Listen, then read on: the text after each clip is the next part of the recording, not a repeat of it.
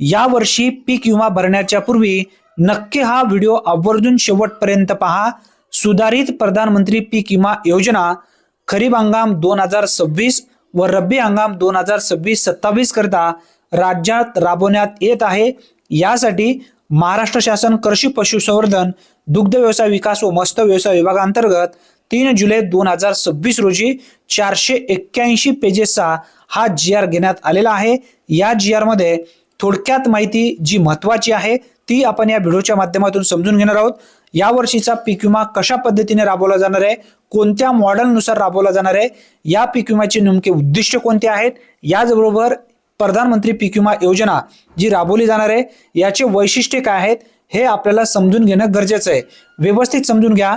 प्रधानमंत्री पीक विमा योजना खरीप हंगाम 2016 पासून राज्यात राबवण्यात येत आहे। सदरची योजना खरीप हंगाम 2022 व रब्बी हंगाम 2022-23 पासून कप कॅप मॉडेलनुसार 80-110 नुसार राबवण्यात येत आहे। केंद्र शासनाच्या प्रधानमंत्री पीक विमा योजनेच्या मार्गदर्शक सूचनानुसार 2023 मधील विद्यमान अटी व शर्तीनुसार निविदा प्रक्रियेद्वारे विमा कंपन्याची निवड करून खरीप 2026 आणि रब्बी हंगाम 2026-27 या वर्षासाठी सुधारित प्रधानमंत्री पीक विमा योजना राबवण्यास मान्यता दिली आहे। त्यानुसार राज्यात अधिसूचित क्षेत्रातील अधिसूचित पिकांसाठी उत्पादनावर आधारित सुधारित प्रधानमंत्री पीक विमा योजना खरीप हंगाम 2026 व रब्बी हंगाम 2026-27 या एका वर्षाकरिता 80-110 कप व कॅप मॉडेलनुसार राज्यात राबवण्याची बाब शासनाच्या विचाराधीन होती आणि यासाठीचा हा GR घेण्यात आलेला आहे। आता या योजनेची मुख्य उद्दिष्टे आणि यानंतर मुख्य वैशिष्ट्ये काय आहेत प्रमुख ते आपण समजून घेऊया। प्रत्येक लाभार्थ्यांनी आवर्जून वैशिष्ट्ये पाहून घ्या म्हणजे सर्व डाऊट तुमचे क्लिअर होईल। आता या ठिकाणी सांगण्यात आलेलं आहे व्यवस्थित उद्दिष्ट आपण पाहूया। उद्दिष्ट पहिला आहे नैसर्गिक आपत्ती, कीड आणि रोगासारख्या प्रतिकूल परिस्थितीमुळे पिकांचे नुकसान झाल्यास शेतकऱ्यांना विमा संरक्षण देते।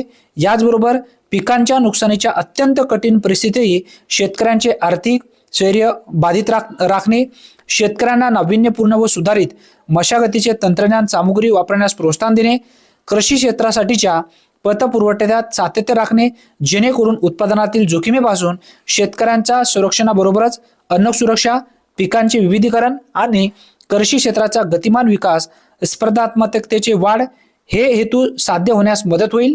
आता आपण वैशिष्ट्ये समजून घेऊया। आता जर यावर्षी तुम्हाला पीक विमा भरायचा असेल तर यामधला प्रमुख वैशिष्ट्य आहे तो म्हणजे पहिला, या योजनेमध्ये सहभागीसाठी शेतकरी ओळखपत्र क्रमांक म्हणजेच ॲग्रीस्टक फार्मर ID अनिवार्य आहे।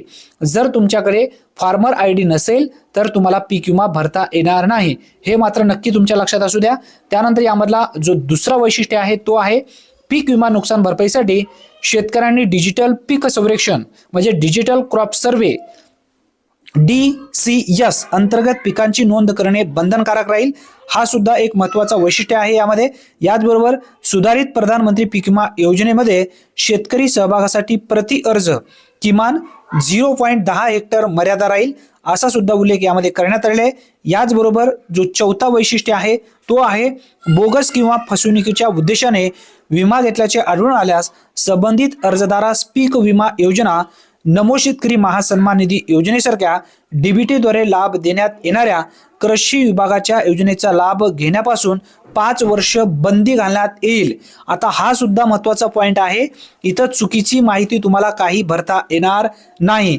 जर तुम्ही बोगस पीक विमा भरलात तर तुम्हाला जो काही लाभ मिळेल, नमो शेतकरी महासन्मान निधी योजना असेल त्याचे सुद्धा 5 वर्षापर्यंत हे पैसे बंद केले जातील असा सुद्धा उल्लेख यामध्ये करण्यात आले।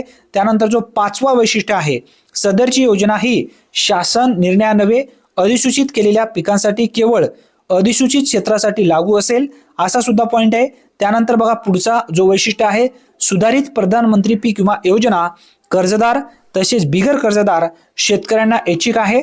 अधिसूचित क्षेत्रातील अधिसूचित पिकासाठी खातेधारकांचे व्यतिरिक्त कुळाने अगर भाड्यापट्टीने शेती करणारे शेतकरी या योजनेचा भाग घेण्यास पात्र आहेत।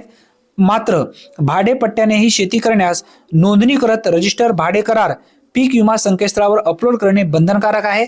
या योजनेअंतर्गत शेतकऱ्यांनी भरावयाचा पीक विमा हप्ता खरीप हंगामासाठी 2%, रब्बी हंगामासाठी 1.5% तसेच खरीप व रब्बी पिकातील नगदी पिकांसाठी 5% असा मर्यादित ठेवण्यात येत आहे।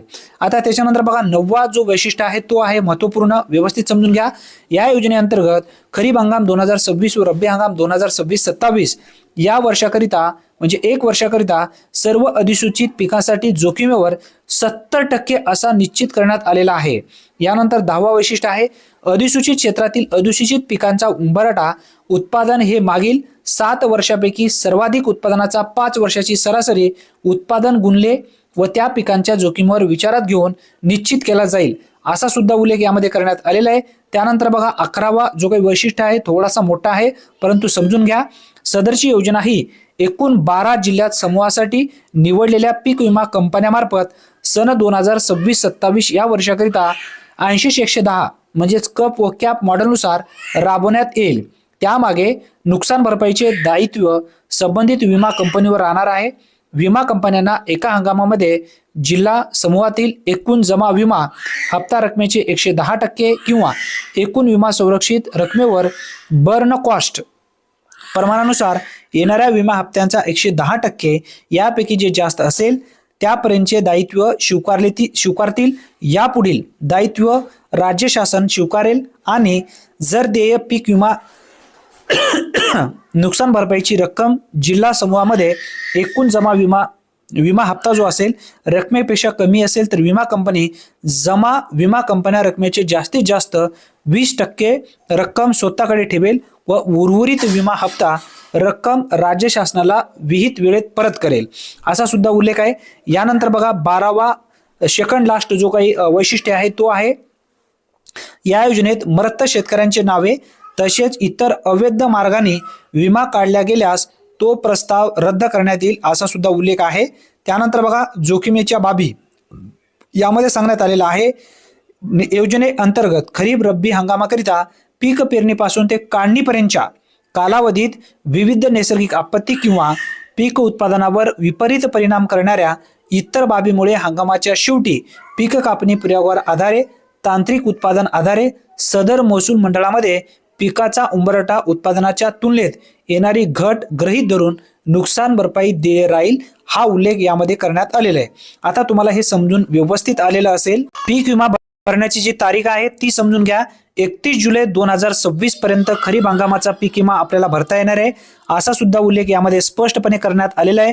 शेतकऱ्यांनी कर्जदार व बिगर कर्जदार योजनेतील सहभागाचा अर्ज सादर करणे, विमा कंपन्याची रक्कम कर्जदार किंवा बिगर कर्जदार शेतकऱ्यांच्या बँक खात्यामधून प्राथमिक सहकारी संस्था तसेच आपले सरकार सेवा केंद्र किंवा विमा प्रतिनिधी यांनी कपात करणारे शेतकऱ्यांची ऑनलाईन अर्ज करण्याची अंतिम दिनांक जी आहे 31 जुलै 2026 ठेवण्यात आली आहे। 31 जुलैपर्यंत आपल्याला अर्ज करता येणार आहे। याचबरोबर यामध्ये रब्बी हंगाम जो आहे 30 नोव्हेंबर 2026 रब्बी ज्वारी, 15 डिसेंबर 2026 गहू, बागायती हरभरा, कांदा, मक्का व इतर पिके, 31 मार्च पर्यंत जो आहे 31 मार्च 2027 पर्यंत उन्हाळी भात, उन्हाळी भुईमूग हे या ठिकाणी तारीख असणार आहे। तारीख सुद्धा तुम्ही समजून घ्या। अशा पद्धतीने हा GR खूप मोठा आहे 481 पेजेसचा।